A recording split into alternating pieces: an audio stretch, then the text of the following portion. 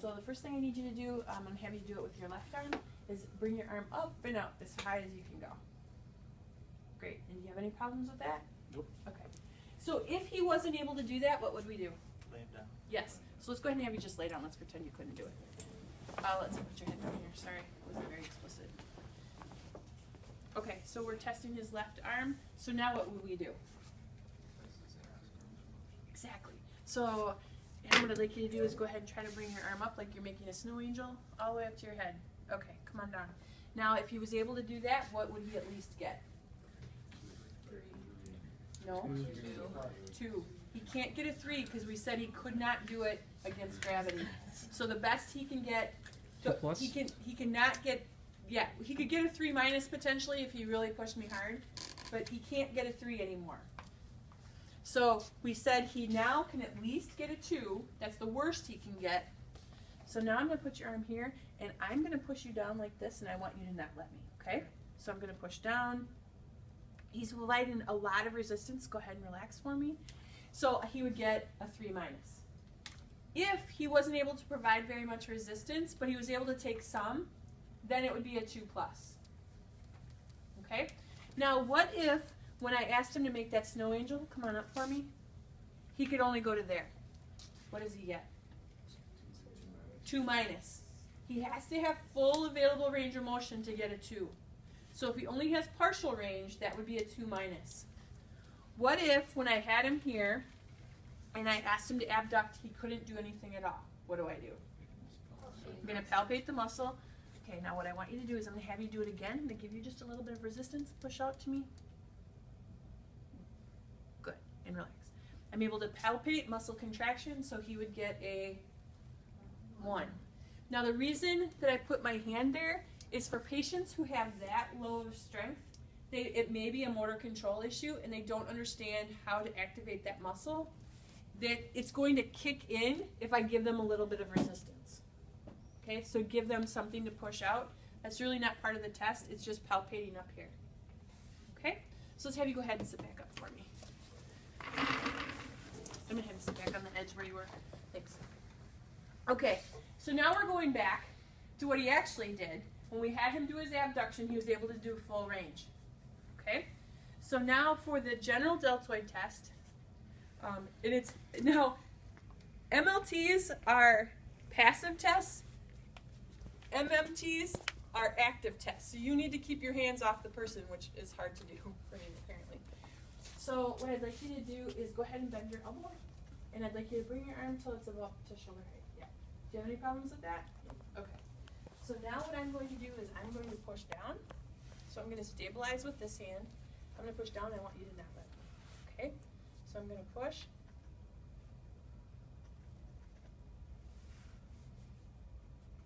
And relax. Okay? Go ahead and relax your arm. So I held it for 6 seconds. I did not push hard and fast, right? I gradually worked up to it and then held it. You don't want to go too slow. You want to be up to your maximum force in about 1.5 seconds. Okay? And then when you let go, you also need to tell the patient, okay, we're going to let go, and then slowly release your force. Now, I don't know if you can do this. Can you fake being weaker? Sure. Okay. So, well, not that weak. Take some resistance, but not all. Yeah. So now, because I was giving him all I had, I couldn't have pushed any harder than I was. So go ahead and. So now you start to see that his arm is dropping. I'm going to lessen my force, that I can apply force that his arm stays in the right position. And now I'm grading how much I had to back off to do that manual muscle test. Now, you have to break him a little bit to know that he was going to break.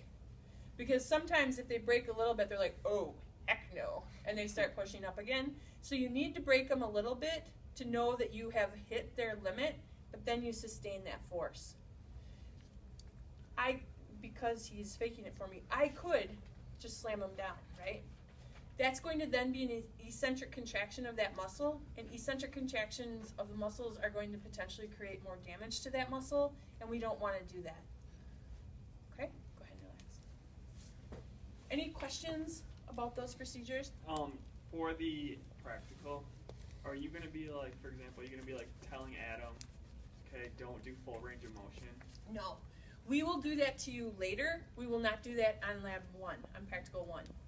On practical 1, you should be able to come in and go, okay, I know Adam's a 5 out of 5, or I know Adam's a 3+ out of 5, because I've tested him 10 times when we practiced. Okay? So we won't throw any of those things on this first time around. Does everyone understand? Okay, there's 2 other tests. Oh, go ahead, Aaron. I don't remember if you said this or not, but do we always test both sides? Yes, and you would always test uninvolved side first. Now, on the practical exam, you get to choose what side, and you're only going to test one side. But in the clinic, you would always test the uninvolved side first for the same reasons. You want the patient to know what they're getting into, and you want to know what their normal is. Okay? So you would always test that other side first. Thank you for clarifying that. All right? So for anterior deltoid, if you could imagine those fibers are here, and what we want to do is get them to be optimally against gravity. So we want to get them so that they're here, right? So we're going to flex a little bit and laterally rotate a little bit, and in theory those fibers are here.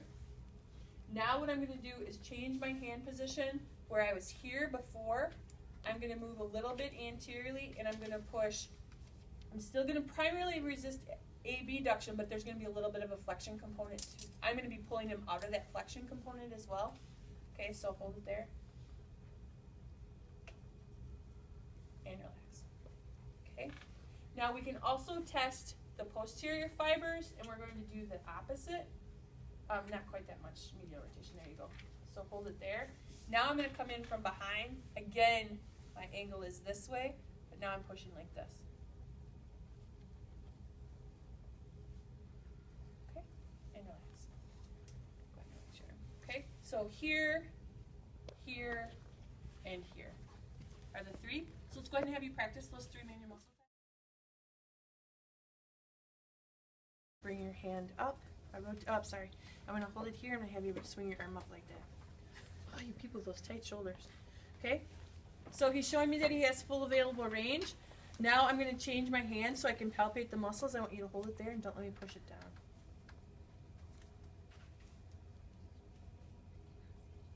And relax. You can see I have a much better mechanical advantage on that one, okay, than when you're in supine and you're having to push back. Okay? Everyone good? Ish? Okay. So then the next one is the teres major and the subscapularis. This one is a weird test. We've got a couple weirdos coming up here. So what I'm going to have you do is put your hand in the small of your back like that. So that position is medial rotation. Okay, and that's how we screen medial rotation.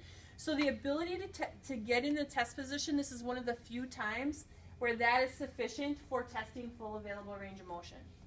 Okay? Now, what I'm going to have you do in this position is actually lift your hand and elbow up off your back like this. Now I'm going to relax and have you do it. Good. Let's keep it there. There you go. Good. I'm going to have you lift your hand about 2 inches off your back, and I'm going to come in here and I'm going to push down and out, and you don't let me. Okay? You ready?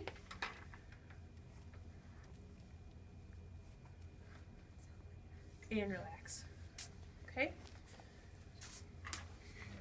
What's this? This is the teres major subscapularis. Okay? It's a joint test.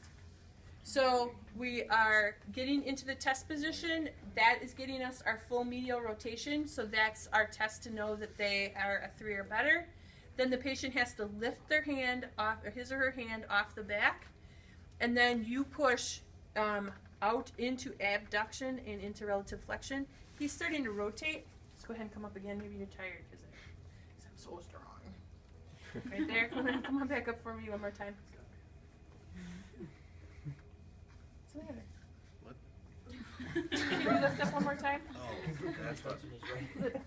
Lift this up a little bit more. There you go.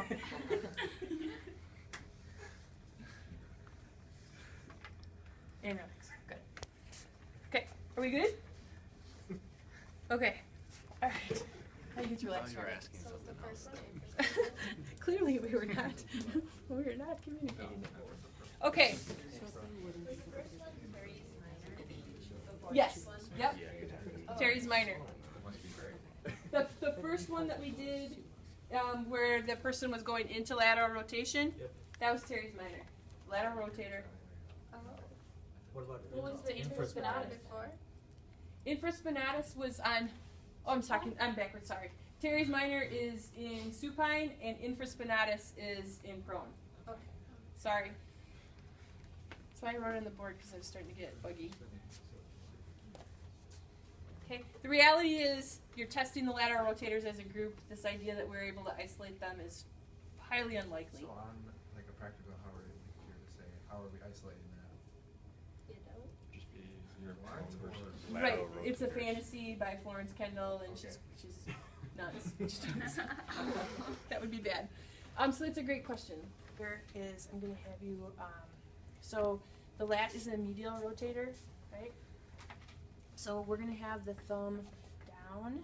There you go. And I'm going to have you lift up as high as you can. Sorry, that was not very clear instructions. Extend for me. There you go. And then I want you to come back across your back like that. Ooh, that's tough, isn't it? Yep. Okay. So again, just shoulder extension is enough for the full range of motion. Then go ahead and come up for me. Let's keep your elbows straight. Okay, so now what I'm going to do is push down and out. Okay, so I'm pushing down and out. For him, I don't like how it feels to push at his wrist, so I'm going to change my force to his elbow. Okay, so hold it there again.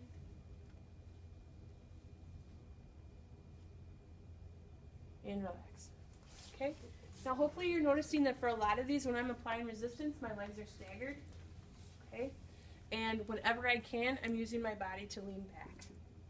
Okay, so we did infraspinatus, teres major, subscap as a group, and then lats. Right, and then we'll move up to some parascapular muscles, but here are 3 of your prone